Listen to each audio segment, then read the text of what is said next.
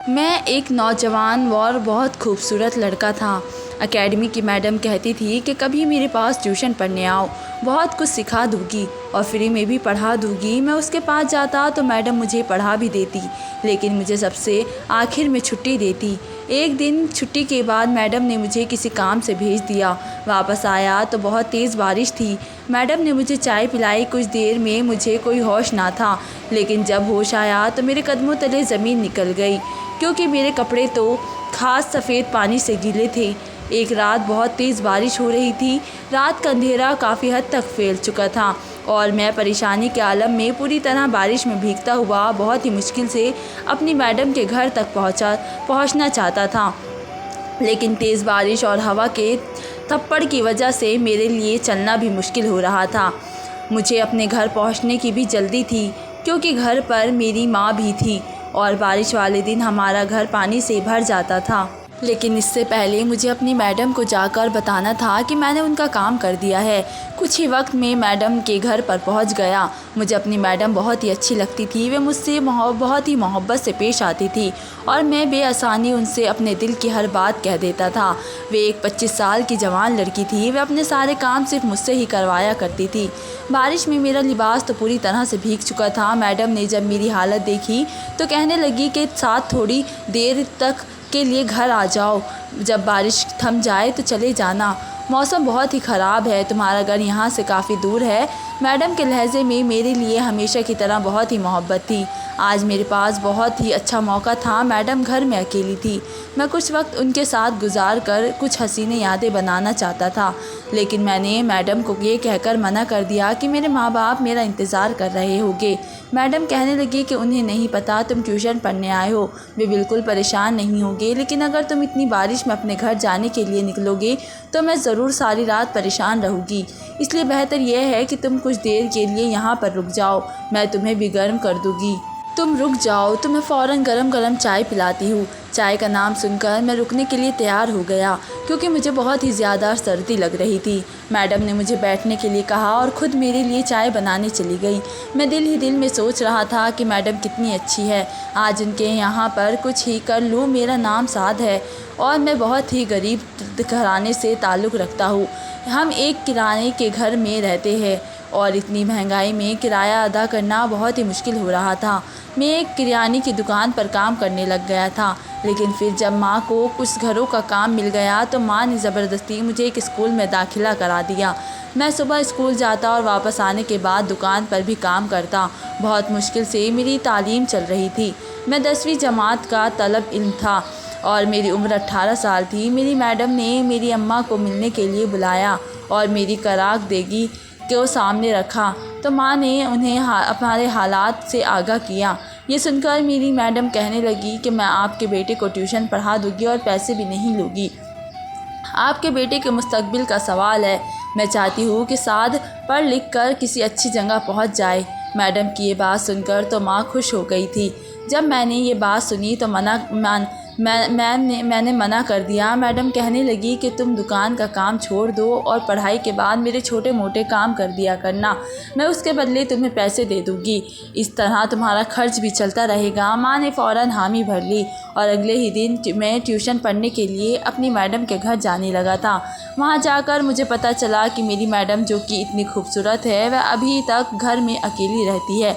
उनका और कोई नहीं है। काफ़ी सारे बच्चे उनके पास पढ़ने के लिए आते हैं।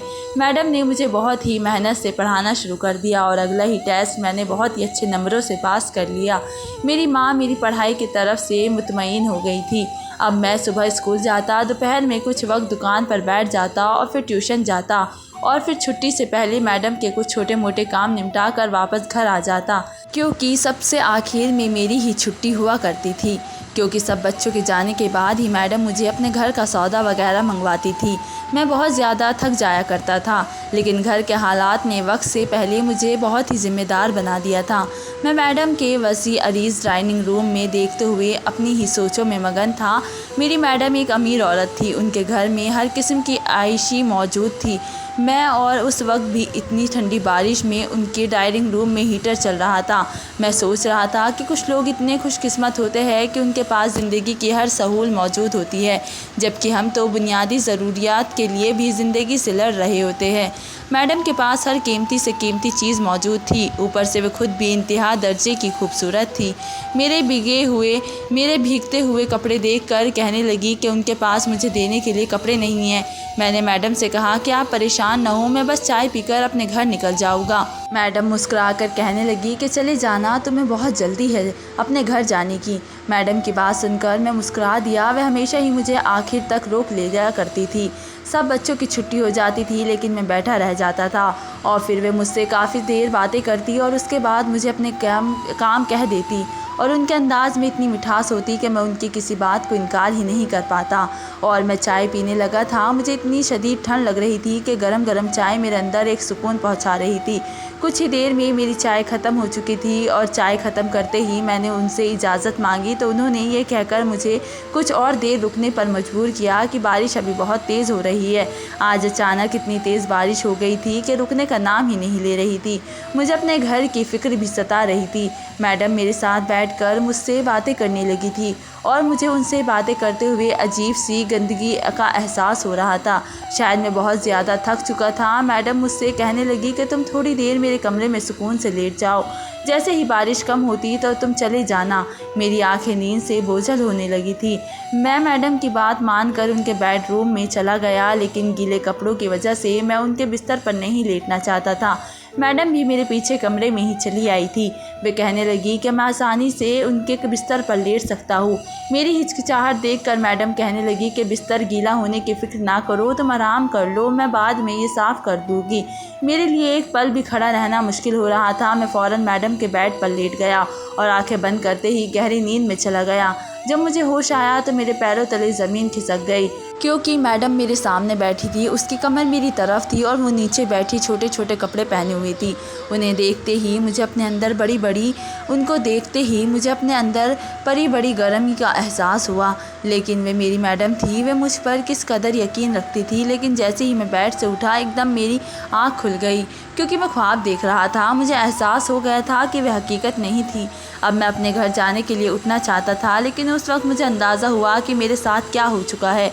मैं ज़ोर ज़ोर से शोर मचाने लगा था। मेरी आवाज़ पर मैडम कमरे में चली आई और प्यार से कहने लगी, साथ तुम्हें क्या हो गया है? मैंने परेशानी के आलम में मैडम से पूछा कि आपने मेरे साथ क्या किया है?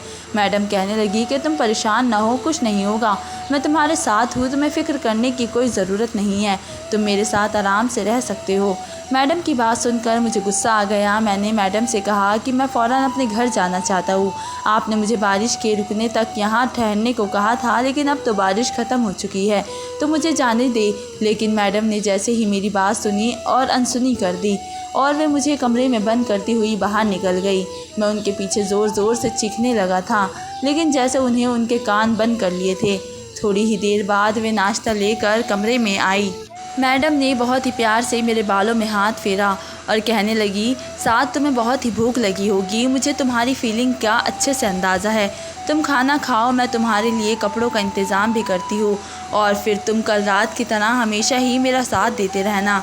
मुझे लग रहा था कि मैडम का दिमाग ख़राब हो चुका है और मैंने उनसे कहा कि मेरे घर वालों को मेरा इंतज़ार कर रहे होंगे। मेरी भी माँ बीमार है, आप मुझे मेरे घर वापस जाने दें। ये सुनकर मैडम कहने लगी कि अब से तुम्हारा घर यही है। थोड़ी ही देर में दरवाज़ा बजने की आवाज़ आई थी और मैडम मुझे दोबारा कमरे में बंद करके चली गई थी। मेरे दोनों हाथ पांव बंधे हुए थे, मैं अपनी जगह से हिल भी नहीं सकता था। मैडम न जाने मुझसे क्या चाहती थी और मुझे ये तो मालूम नहीं था कि उन्होंने रात भर मेरे साथ किया क्या था। थोड़ी देर बाद जब वे पलट कर वापस आई तो कहने लगी कि तुम्हारी माँ तुम्हें ढूंढती हुई घर पर आई है। मैंने उनसे कह दिया है कि तुम कल रात ही वापस घर चले गए थे, फिर वो भी वापस चली गई। मैडम की ये बात सुनकर तो मेरे औसान खता हो गए थे। मैं जान गया था कि मेरी माँ मुझे लेकर बहुत ज़्यादा परेशान होगी।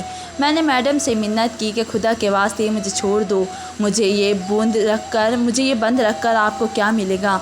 मैडम ने मुस्कुराकर मेरी तरफ देखा और कहने लगी कि मैं अब तुम्हें नहीं छोड़ सकती। बहुत ही मुश्किल से तुम मुझे मिले हो, मैंने बहुत इंतज़ार किया है, अब और जाकर तुम मेरे हाथ आए हो। कुछ दिनों की बात है, फिर तुम्हारे माँ बाप तुम पर रो दो कसर सब कर लेंगे। मैं तुम्हें एक अच्छी ज़िंदगी दूंगी और तुम्हें किसी चीज़ की कोई कमी नहीं होगी। बस तुम मेरा काम करते रहना। मुझे अब तक समझ नहीं आया था कि मैडम मुझे क्यों यहाँ पर कैद करके रखना चाहती थी। रात के वक्त जब मैडम मेरे पास दोबारा खाना लेकर आई तो मैंने एक निवाला ना खाया। मैंने मैडम से कहा कि जब तक आप मुझे ये नहीं बताएगी कि मैं आपके मुझे यहाँ पर क्यों रोक रखा है और आप मेरे साथ क्या करना चाहती है। आप अच्छे से जानती है कि मैं एक नौजवान लड़का हूँ और मैं अपने माँ बाप का इकलौता बेटा हूँ। मेरी माँ तो मेरी गैर मौजूदगी में पागल हो जाएगी। बस मुझे इतना बता दें कि आप मुझसे क्या चाहती है। मैडम जल्दी से मेरे करीब बैठ गई और बहुत ही मोहब्बत से मेरा चेहरा देखने लगी और फिर जो कुछ उन्होंने मुझे बताया वे सुनकर मैं दंग रह गया।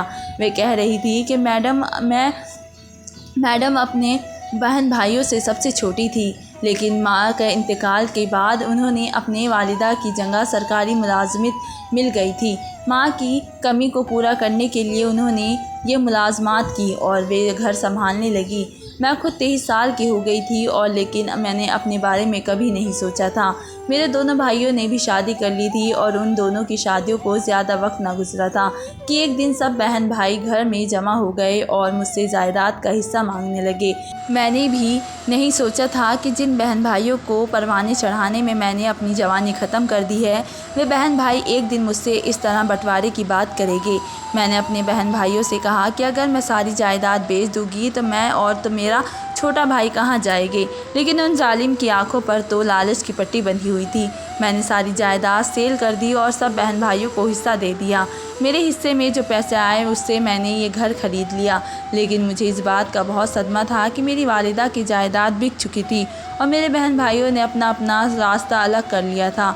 मैं अपने पति से मिलकर एक नई ज़िंदगी शुरू कर चुकी थी, लेकिन शायद किस्मत को कुछ और ही मंजूर था। कुछ ही अरसे बाद मुझे पता चला कि मेरे पति का जहनी तावुज़ दुरुस्त नहीं है।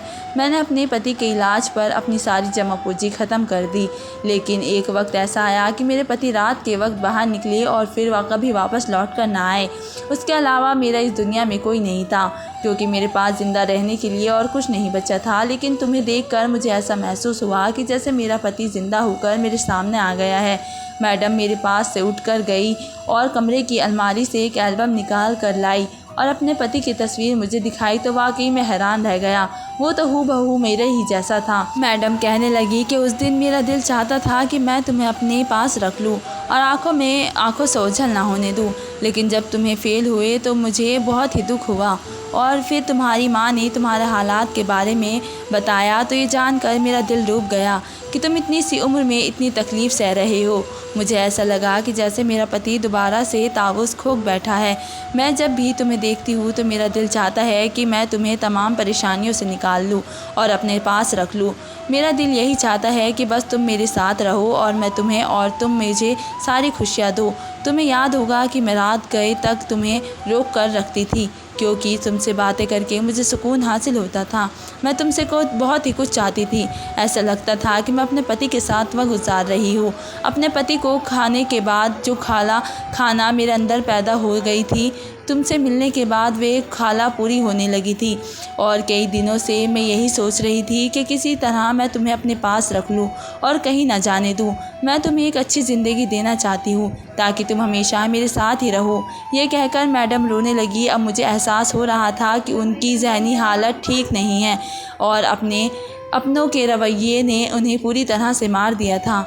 उन्हें ये भी एहसास नहीं हो रहा था कि वे मेरे साथ कितना गलत कर रही है और उनकी इस हरकत से मेरे माँ बाप किस अजियत से दोचा हो रहे होंगे। मैंने मैडम से कहा कि आप मुझे आज़ाद कर दें, मैं हमेशा आपको अपनी बीवी की तरह ही रखूँगा और रोज़ाना आपके साथ कुछ वक्त गुजारूँगा। मैं उन्हें एहसास दिलाना चाहता था कि मेरे माँ बाप मेरी गुमशुदगी पर किस कदर परेशान होंगे। वे मेरे लिए इसी तरह दुखी होंगे जैसे कि आप अपने पति के लिए हैं। मैंने आहिस्ता आहिस्ता अपनी बातों से मैडम को इस बात के लिए राज़ी कर लिया था कि वे मुझे आज़ाद कर दे। मैं बिल्कुल उनके असली पति की तरह ही रहूँगा। अचानक ही मैडम ज़ोर ज़ोर से रोने लगी थी। उनके अंदर एक गुबार था जो आंसुओं की सूरत से बह रहा था। मैडम बहुत ही मोहब्बत से मुझसे पूछ रही थी कि मैं उनके शौहर की तरह उनके साथ रहूँगा, कभी उन्हें छोड़कर तो नहीं जाऊँगा। मैंने उन्हें पूरी तरह से यकीन दिला दिया था कि मैं हमेशा उनके साथ रहूँगा। मैडम ने मेरे हाथ पाँव खोल दिए थे और वे मुझे अपने हाथों से खाना खिलाने लगी थी। मैंने उनका दिल रखने के लिए खाना खा लिया था। मैंने उनसे वादा किया था कि मैं कल फिर से उनके पास आ जाऊँगा। मैडम ने बाद की आंखों से मुझे अलविदा किया था। बारिश के बाद हर मंजर निकल चुका था और मैं मैडम के आलीशान घर को देखकर सोच रहा था कि ये अय्याश ज़िंदगी में सब कुछ नहीं होती, बल्कि अपनों के साथ और मोहब्बतों का एहसास ही ज़िंदगी मुकम्मल करता है। जब मैं अपने घर पहुंचा तो मेरे माँ बाप मेरे लिए रो रहे थे और मुझे ही देखते मेरी माँ गले लग गई और उस वक्त मुझे सही मायनों में एहसास हुआ कि अपनों का होना कितना ज़रूरी होता है। मैंने खुद को अहद कर लिया था कि मैं अब अपनी मैडम को तन्हा नहीं रहने दूँगा। वे बहुत ही मोहब्बत करने वाली थी और अब वे मेरे लिए बीवी की जगह थी। मैंने अपने माँ बाप को कुछ भी नहीं बताया था। मेरे माँ बाप कुछ दिन की नाराज़गी के बाद मुझसे खुद ही मान जाते, लेकिन अगर मैं उन्हें सच बताता तो शायद वे मुझे कभी दोबारा मैडम के घर न जाने देते। अब मैं मैडम के पास ही रहने लगा और उन्हें कुछ दिनों बाद मैडम की हकीकत ने मुझसे शादी कर ली और मैंने उनके खोए हुए पति की जगह ले ली। अब मैं उन्हें बहुत ही खुश रखता हूँ और खूबसूरत बीवी और माल दौलत में खूब मज़े करता हूँ। तो दोस्तों, आपको हमारी स्टोरी कैसी लगी हमें कमेंट करके ज़रूर बताएं। मिलते हैं एक नई स्टोरी के साथ, तब तक के लिए धन्यवाद।